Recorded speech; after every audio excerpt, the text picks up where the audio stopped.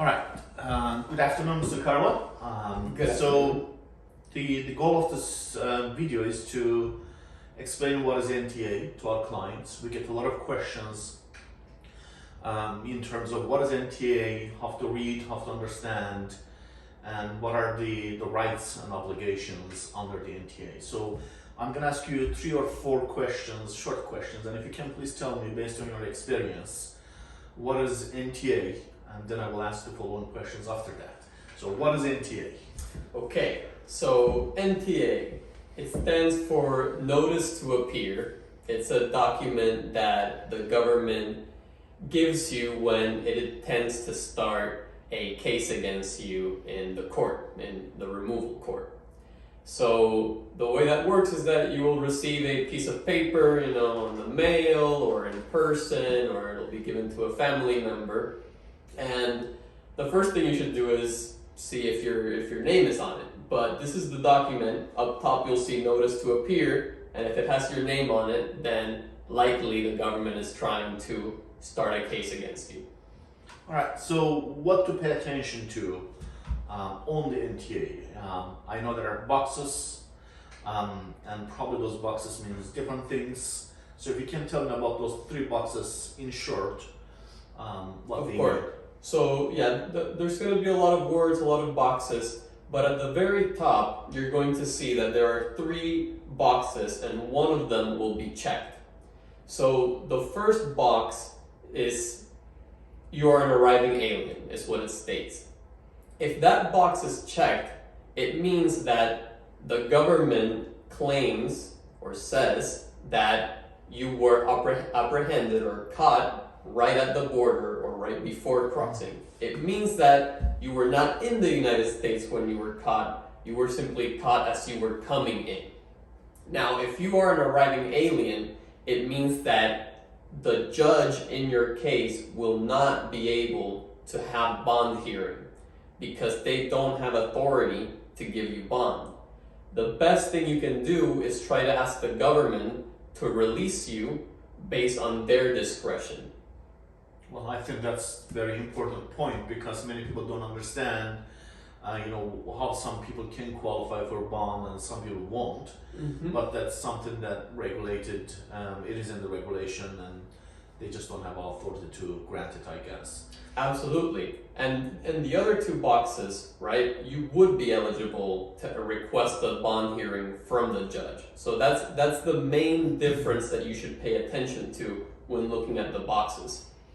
All right, and I also know that when you are listed as an arriving alien, sometimes you are able to adjust your status outside the court, and especially if you're married to a U.S. citizen, and you might even adjust probably for employment-based visas, just for the listeners to understand.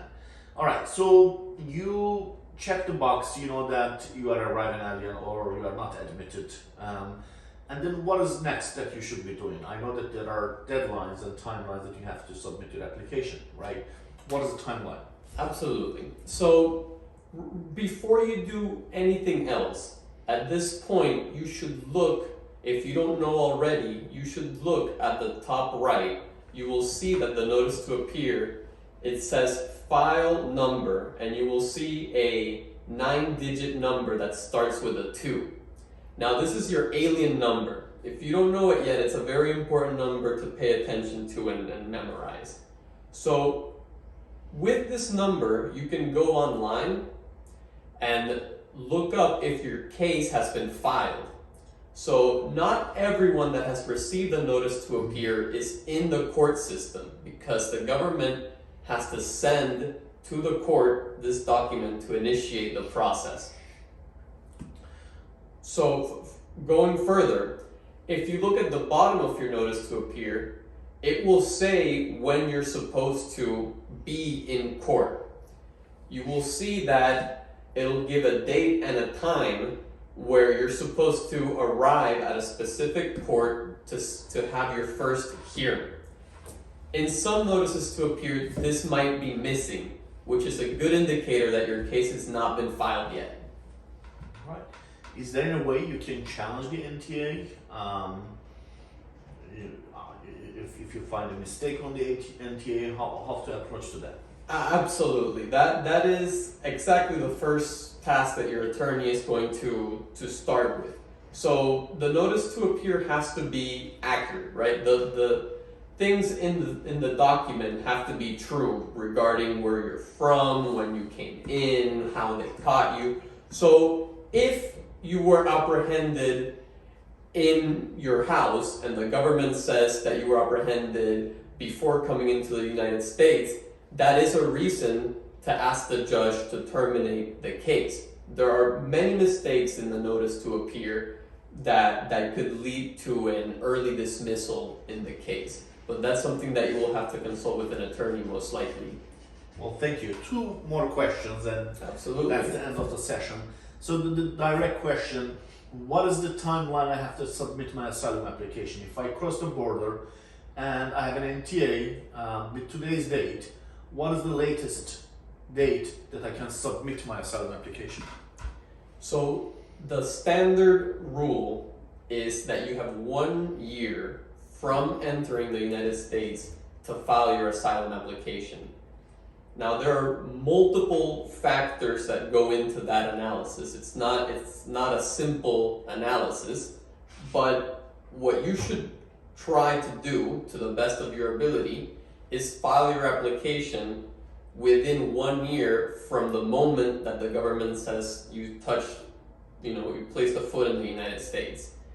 Anything after that, you are risking a legal battle as to whether or not we can say that you qualify within the 1 year rule. Well, thank you. Last question. The EAD, Employment Authorization. So Very important. When you apply and how long does it take to get it? Yes. So the EAD is also a bit tricky, although the rule is very simple.